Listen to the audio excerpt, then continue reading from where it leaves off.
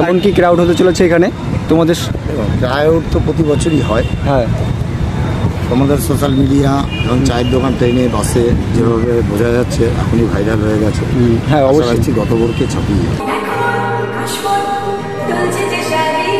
থেকে কিন্তু পুজোর ঠাকুর দেখা কিন্তু শুরু হয়ে যাবে। তোমরা কিন্তু শুনে নিলে যে কেমন কি হতে চলেছে এইবারে, কিন্তু তো অসাধারণ অসাধারণ হতে চলেছে। তো তোমরা ভেতরের দিকে এখন কতটা কাজ এগিয়েছে? প্রায় 90% কাজ হয়ে গেছে। সংকট থাকে এবছর ঠাকুরের গায়ে কত কেজি গোল্ড থাকছে? গতবার ছিল 70-72 কিলো, এবছর 10-15 কিলো বাড়ছে। আর একটা জিনিস দাদা আপনাকে জিজ্ঞাসা করবো, আমরা দেখি যখন পুজো হয় তখন পুরো কল্যাণী ঘোষপাড়া অবধি ট্রেন আসে না, এই ব্যাপারে কি আপনার কাছে কোনো ইনফরমেশন এসে পৌঁছেছে যে পুজোর সময় কল্যাণী ঘোষপাড়াতে ট্রেন এসে থামবে বা থামবে না? হ্যালো বন্ধুরা, কেমন আছো তোমরা সবাই? আশা করছি তোমরা সবাই ভালো আছো। তো আমরা সবাই ভালো আছি। আজকে ভিডিও শুরু করছি এইরকম সুন্দর একটা অ্যাম্বিয়েন্স থেকে। আর এই অ্যাম্বিয়েন্সটা কোথায় হয়েছে? দুর্গাপুজো 2025 কল্যাণী ITI মোড়। এইবারের কিন্তু সিনগুম প্যাগোডা মায়ানমারের বুদ্ধ টেম্পল। আর এখন কিন্তু আমি এখানে উপস্থিত হয়ে গেছি তোমাদের সাথে নিয়ে। তোমরাও কিন্তু দেখবে এখানে কেমন কি কাজের প্রস্তুতি চলেছে, সব কিছু কিন্তু তোমাদেরকে দেখাবো। আর কেমন কি হয়েছে এখন থেকে তোমরা বুঝতে পারছো পিছনের অ্যাম্বিয়েন্সটা দেখে যে কতটা সুন্দর লাগছে। আর যখন এখানে রাতের বেলা লাইটিং হবে না, তখন কিন্তু আলাদা লেভেলই লাগবে। তোমাদের কিন্তু আসতেই হবে এই জায়গাটায়, না আসলে কিন্তু তোমরা মিস করে যাবে। বাড়িতে প্লিজ বসে ঘুমিও না, তোমরা কিন্তু এসো এই কল্যাণী ITI মোড়ে। মানে অসাধারণ একটা জায়গা কিন্তু। ITI মোড়ে এখান থেকে ভাড়া কত? এখান থেকে ভাড়া 15 টাকা করে। 15 টাকা করে। তো ফাইনালি কিন্তু আমি এখন ITI চলে এসেছি। আর ITI চলে তো এসেছি, আর ITI এসে এখানে কাজটা দেখাচ্ছি তোমাদেরকে কতটা পরিমাণে কাজ হয়েছে। তো অসাধারণ অসাধারণ লাগছে। আর আমার হাতে দেখতে পাচ্ছ এত সুন্দর এত বড় একটা ক্যামেরা রয়েছে, বাট আমি ফোনে ভিডিও বানাচ্ছি, সেটা পুরো বড় কথা না। বড় কথা তো এইখানেই যে দেখতেই পাচ্ছ তোমরা যে এখানে কি হতে চলেছে এবার। মায়ানমারের সিনগুম প্যাগোডা কল্যাণী, অর্থাৎ লুমিনাস ক্লাব। আর এই লুমিনাস ক্লাব কতটা সুন্দর করতে চলেছে এইবার। তোমাদের আগের ভিডিওতে আমি বলেছি, আর এইবারের ভিডিওতেও কিন্তু বলছি, বাট এইবারের ভিডিওতে কিন্তু তোমাদের ভিতরে দেখাতে পারবো না, কারণ ভিতরে কিন্তু দেখতেই পাচ্ছ বন্ধ করে দিয়েছে। তো আর হয়তো এই ভিতরে খুলবে না, বা খুলবে কি না বিস্তারিত কিছু জানি না।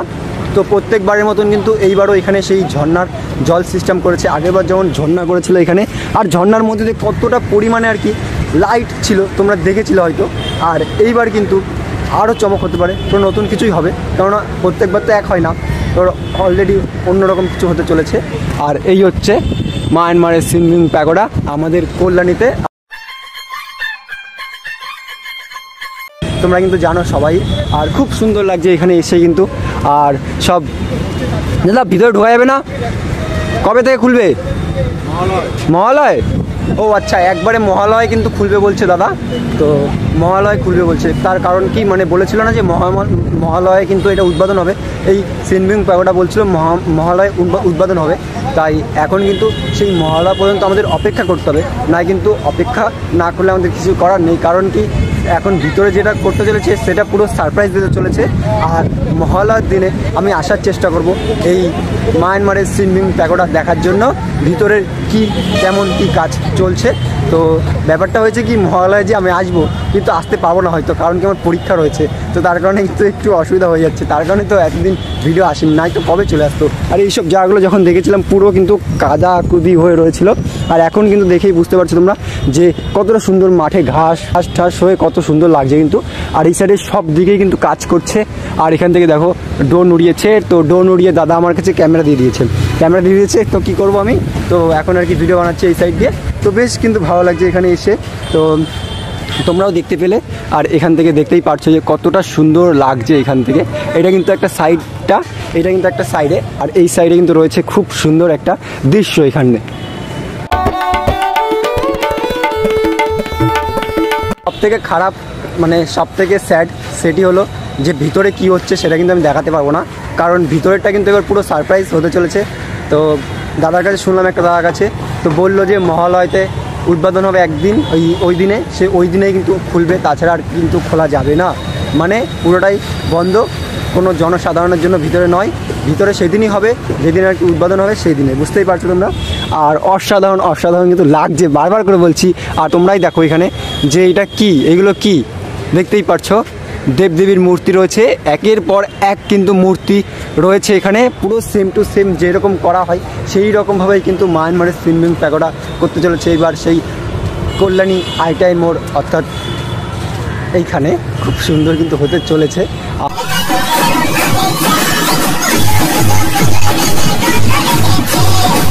কত সুন্দর লাগছে অ্যাম্বিয়েন্সটা, তোমরা কিন্তু দেখে বুঝতেই পারছো। এটি হয়েছে কিন্তু কল্যাণী আইটিআই মোড়ে, তো অসাধারণ লাগছে কিন্তু দেখে, তোমরা বুঝতেই পারছো। আর এখানে ক্রাউডটা দেখতেই পাচ্ছ যে কতটা হয়েছে, কিন্তু এখন কিন্তু বিকেল হয়ে গেছে, তো বিকেল হয়ে গেছে বলে কিন্তু ক্রাউডটা একটু বেশি রয়েছে এখানে।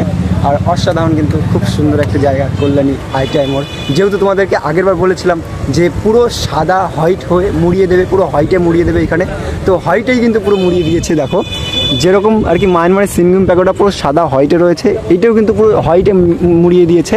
তো আরও কিন্তু আর একটা জিনিস ভালো লাগলো, সেই জিনিসটা কি উপরে উঠে রং করছে। আমি ভেবেছিলাম হয়তো যে নিচের থেকে রং করে নিয়ে তারপরে যে করবে, কিন্তু সেরকম না, এখানে হচ্ছে কেমন উপর থেকে কিন্তু রং করছে, সবাই দেখতেই পারছো তোমরা। এই দেখো, দেখলে বুঝতে পারবে ওখানে যে রং করছে কী করে, দেখো বুঝতে পারছো তোমরা রং করছে কী করে।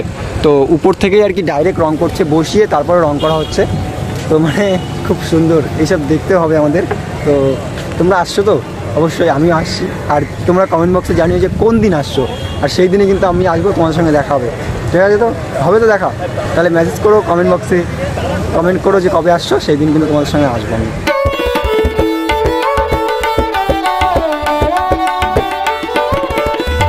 তো এই যে ক্যামেরাটা তোমরা হয়তো বুঝতে পারছো, এই ক্যামেরা আমার হাতেই রয়েছে, ভিডিও বানাচ্ছি, ক্যামেরাটা হাতে নিয়ে ভিডিও বানাচ্ছি। আর এই ক্যামেরাটা কার হতে পারে? এই ক্যামেরাটা কিন্তু আমার নয়, এই ক্যামেরা কিন্তু একটা দাদার ক্যামেরা।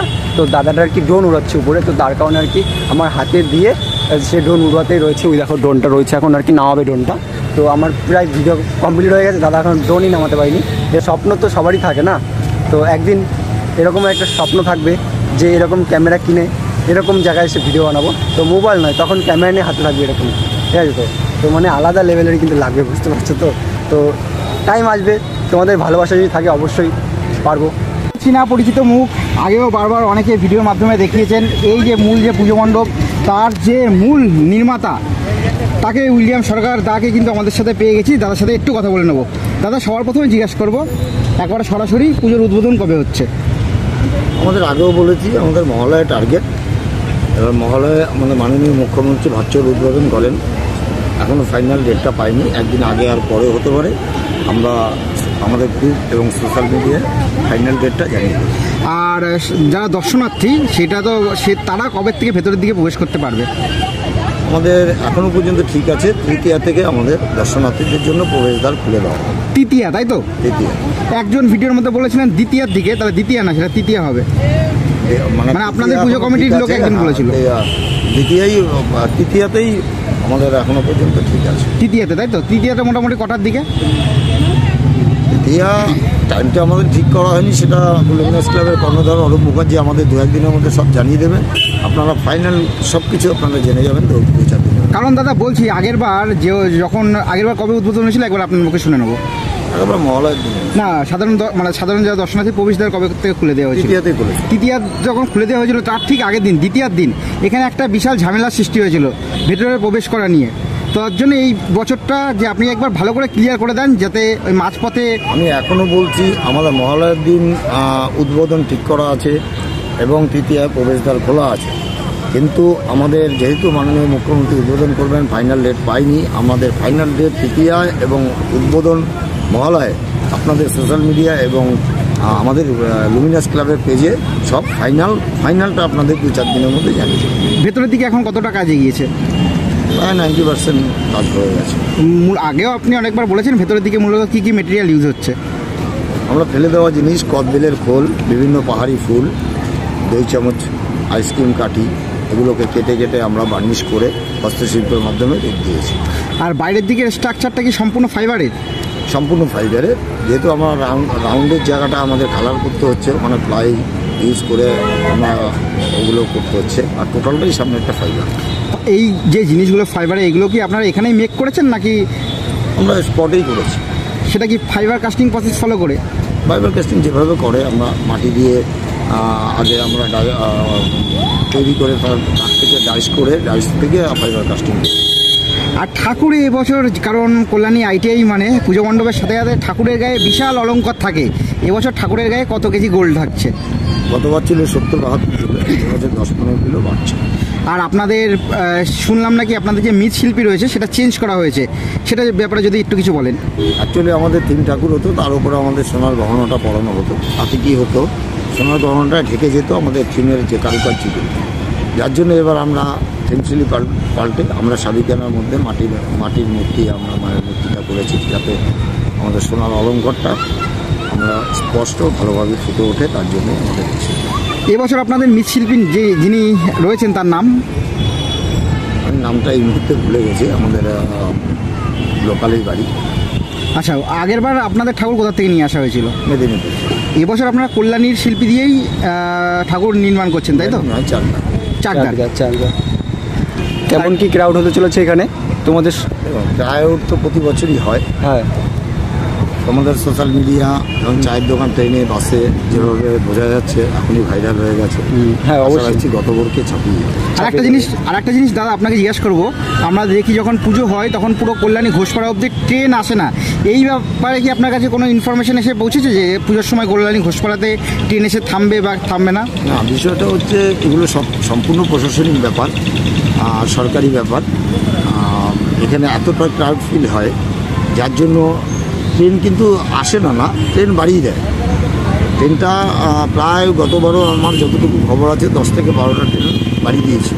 আগের বার কি কল্যাণী ঘোষপাড়াতে ট্রেন থেমেছিল? না, ওটা ডাইরেক্ট, যেহেতু আমরা পরের স্টেশন মানে আমাদের কাছাকাছি স্টেশন সীমান্তে নেওয়া হয়েছে, এখান থেকে আমাদের প্যান্ডেলের দূরত্ব মানে 30 সেকেন্ডেরও ব্যাপার নয় বা 1 মিনিটের ব্যাপার নয়। এবার এখানে যখন ট্রেন থেকে নামছে আর ট্রেন থেকে উঠছে, তখন প্যান্ডেলে একটা ক্রাউড সৃষ্টি হয়েছে। প্রশাসন সেটাকে সিদ্ধান্ত করে পরেরটা যেহেতু নিয়ে গিয়ে লাইনটাকে আমরা ওখান থেকে কন্ট্রোল করার জন্য ঘোষপাড়া স্টেশন সরকারিভাবে তারা সিদ্ধান্ত নিয়েছে।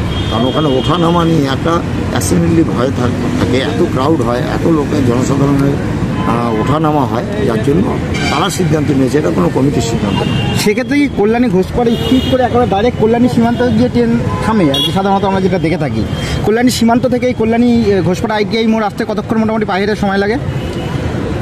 5-7 মিনিট। 5-7 মিনিট, তাই তো? তার মানে কল্যাণী সীমান্ত স্টেশনে মানুষ এসে নামলেও পায়ে হেঁটে চলে আসতে পারবে? পায়ে হেঁটেই আসছে। আমাদের লাইনটা প্রায় আমাদের সীমান্ত স্টেশনের ঘোষপাড়ার মাঝামাঝি এমনি লাইন থাকে, ওইটুকু হেঁটে লাইনের পেছনে দাঁড়িয়ে যায়। তার মানে এটা অ্যাকচুয়ালি পড়ছে কল্যাণী স্টেশনের থেকেও কল্যাণী সীমান্ত থেকে বেশি কাছাকাছি। Kalyani main station? হ্যাঁ, কল্যাণী মেন স্টেশন থেকে। কল্যাণী মেন স্টেশন থেকে তো অনেক কাছে। কল্যাণী মেন স্টেশনের পরে হচ্ছে শিল্পাঞ্চল, তারপরে ঘোষপাড়া। সব থেকে ঘোষপাড়াটা কাছে হয়তো। ঘোষপাড়া এই তো এই বিল্ডিং এর পেছনে। ঘোষপাড়া এই বিল্ডিং এর দুটো বিল্ডিং এর পরেই পেছনে হচ্ছে ঘোষপাড়া স্টেশন, তারপরে সীমান্ত। আর এই বছর দাদা আরেকটা জিনিস জিজ্ঞাসা করে নেবো, পুজো এবছর কত বছরে পদার্পণ করলো? 31 বছরে। আর প্যান্ডেলের হাইট উচ্চতা কিরকম হয়েছে? গতবারের মতো রেখেছে 180 ফুটের। 180 ফুট। দাদা অসংখ্য ধন্যবাদ আপনাকে। অসংখ্য ধন্যবাদ। তো তাহলে তোমরা কিন্তু শুনে নিলে যে কেমন কি হতে চলেছে এইবারে, কিন্তু তো অসাধারণ হতে চলেছে। তো তোমরা কিন্তু শুনতে পারলে এখানকার সেক্রেটারির সঙ্গে আমরা কথা বললাম, তো বেশ সুন্দর লাগলো কিন্তু আমাদের, তো মানে খুব ভালো।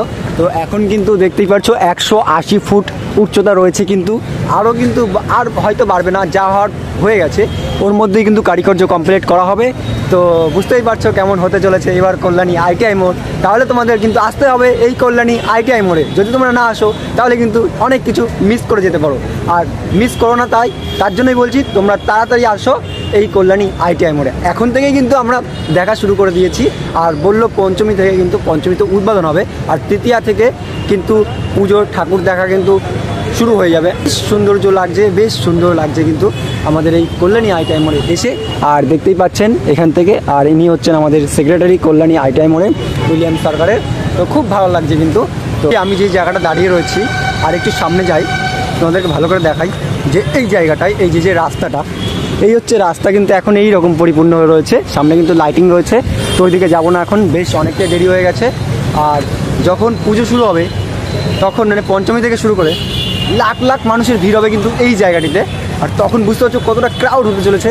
তো এখান থেকে কিন্তু লাইটিং সব মানে যেদিকে যাবে সেদিকে কিন্তু লাইটিংয়ের জন্য সব বাঁশ পড়ে গেছে অলরেডি, মানে পোতাও হয়ে গেছে বাঁশের সব কাজ। তো মানে লাখ লাখ মানুষের ভিড় কিন্তু এই কল্যাণী আইটিআই মোড়ে এবার হতে চলেছে, প্রচুর পরিমাণে কিন্তু হতে চলেছে এবার। তাহলে আর কি আজকে ভিডিও এখানেই শেষ করি।